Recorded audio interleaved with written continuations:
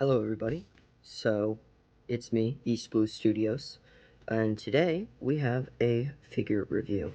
And now, the figure we're going to be reviewing is monkey.d.Luffy. This is the raid on onigashima Luffy. This is from s.h.figuarts. Here's the back.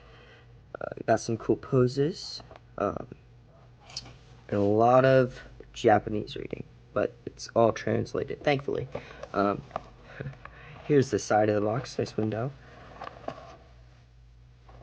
Everybody's talking about how good and how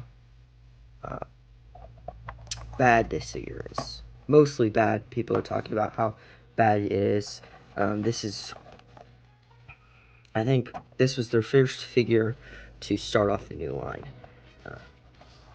But let's get him out of the packaging and take a closer look. Alright, here he is out of the packaging. No fancy poses, just straight out of the box. He looks great. I love the way he looks. They captured the anime very well. I love the way he's shaded, even in the back. Most Goku figures that I've seen don't have the shading in the back, and it's all in the front. But they did not disappoint. The shading on the hat looks really well. But I think the most complaints come from this guy's articulation. But, you know, I'll be the judge of that. Alright, before we get into the articulation, let's look at everything he comes with. So, here are all of his accessories.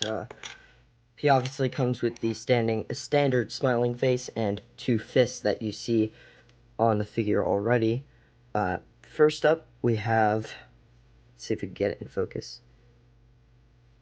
We have a stern, just kind of like frowning face almost. It looks pretty good. Next up we have a angry little like teeth gritting face. Very well done, very nicely sculpted.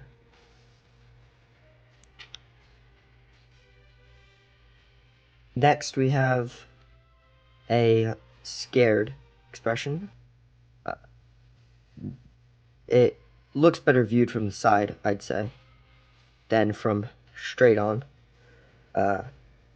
Sweat mark going down the side of the face. And then we get a hairpiece. Let's put a face on so you guys can see what this looks like. So this is him. This is what he would look like without the hat on. And I'd say they sculpted it very nicely. Obviously, we're going to put this on the body in a second. Then we have two open palm hands, probably for karate chopping or like jet pistol or something that he would use. Then he has two open hands, like kind of like resting hands, sculpted very, very nicely, I say. They even got the like fingernails, and all the muscles and stuff are sculpted on really nicely. Probably for like his hands, probably for like, you know, holding his hat and stuff. All right, now let's take a look at the articulation. All right, let's take a look at the figure's articulation. Starting off with his head. Let's see, you can look all the way down, that far down. I think that's a pretty good range of motion. And then limited with the hat, he can only look up that far, but we'll see what he looks like with his hair on. For the upper diaphragm, he has small ab crunch right up here, and then you can really get into that stretch. It's pretty good range of motion. As you can see, I don't know if it'll get it on camera. That's where his mark is for, you know, branding. So, which is good because it means that's not going to be anywhere on the figure that'll show, and it's hidden by the jacket. Let's take a look at the articulation for the arm. For the arm, it moves up about that much, rotates at, I've got a bicep swivel, and it looks like it's a butterfly joint, so it'll get good range of motion.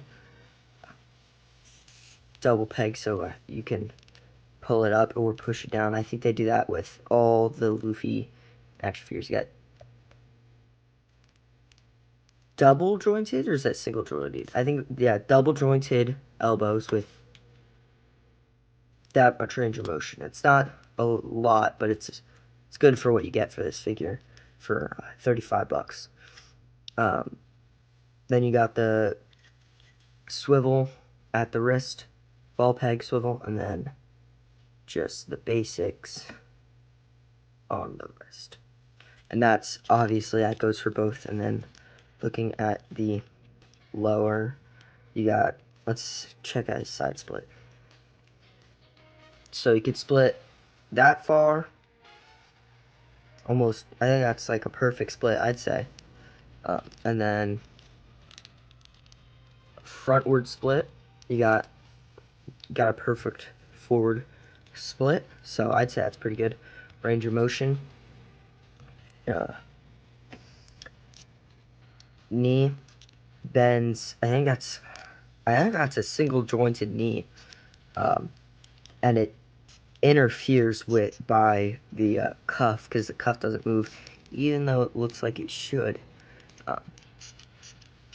Doesn't go all the way, but you get the basic foot, like ankle swivel, ankle pivot. Does not rock, but goes up and down. And then the toe articulation with the sandal, which is a very nice, it's a very cool feature that they added that. Let's see if I can get him back in a standing pose. Alright, oh, and this moves. This is his little sash. Alright, well, time to move on to what I think and the glamour shots. So, just posing him around a little bit, I got him in this kicking pose. He's got a lot of range. One thing I did notice as I was messing around with him, to get him in this pose, there's no, let's see if I can take it apart. There's no gap here. And what I mean is, look, his lower abdomen right here, this piece, see if it focuses, it sits right here, right on this lower, like, ball joint. Right, that wouldn't be a problem, but they didn't give enough room here, so when it's attached and he crunches forward, you cannot swing this leg up. Like, I'm using a lot of force, and it doesn't want to come up.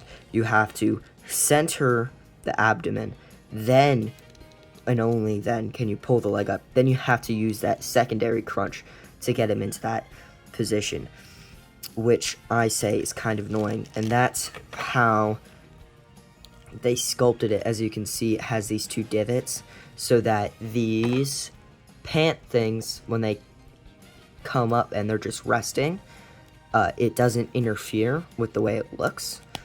But it's a pain when you're trying to pose, because you don't get that mobility in that standard ab crunch leg motion. Because usually, if, say, I want to just put him in a gear 2 pose, and it's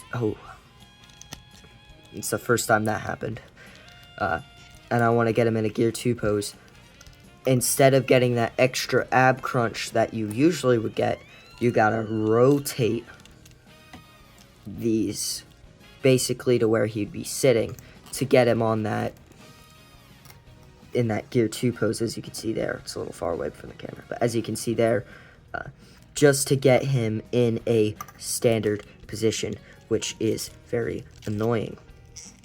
And so that's one of my flaws. I've seen a lot of people complain I don't really have any smudge marks on mine. That just isn't something that my figure has. There's no paint overlaying. The buttons are done very well. There's no like smudge paint. I wouldn't say I have any complaints with the arms. I know some people, their pegs break off or they're just really weak. Mine seem to be completely fine. If anything, they're a little tight, which I don't mind, which will make them last longer. And then the leg popping off. I see a lot of people having the problem with the leg popping off because look, it's just a little peg that holds it in place. Yeah, that one time a couple seconds ago, that was the only time it popped off. It has never popped off for me unless I wanted it to. I've been messing around with him for a good 30 minutes off camera, and he is completely fine. No issues whatsoever. A lot of people have hate directed towards this figure, but I think he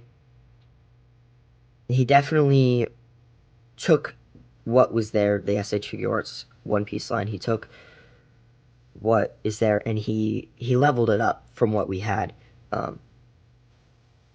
Definitely a better figure, and I don't know, I think it's like the grandpa of figure arts. Maybe they could do a re-release that fixes this.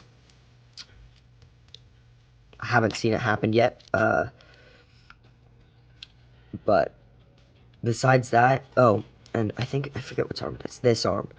This pops off, strangely, and it comes, like, undone. So, I don't know if they were planning to do something with that, like maybe hockey. I know they just released, I think, a battle-damaged version of him that has a hockey arm. What are my thoughts? Should you pick him up? For, I think he's $37 on Amazon right now. I'm going to put the link into the description if you want to pick him up yourself. If not, if you don't want...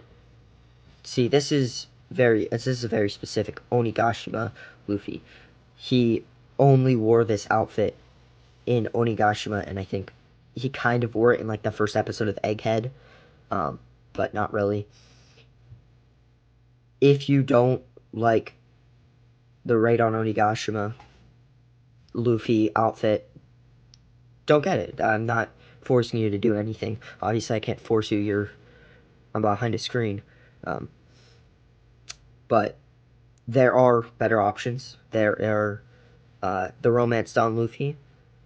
I think it shouldn't have been called Romance Dawn. I think it should have just been called monkey.d.Luffy, Luffy, because I understand that it's the Romance Dawn line, but it is just basic Luffy from, I think, all the way up to Impel Down. No, Water 7, really. He hasn't really changed what he wears. He always wears that red button-up, sleeveless, and then the blue pants. I think in Water 7 he changes, or it's Ennie's Lobby where he gets black pants. And so he really doesn't change around a lot. And Alabasta, he just throws a coat on. So, I think that's a better all-around Luffy. If you're going to collect the Kaido figures or Blackbeard, you know, they obviously... I think Blackbeard comes with a Gear 5, if I'm not mistaken. He is a very strong focal point. All the faceplates are meant for him. Like, Augustus Kid and Law, if you pick them up, they have faceplates for when they're in Onigashima. Alright, let's do some action shots.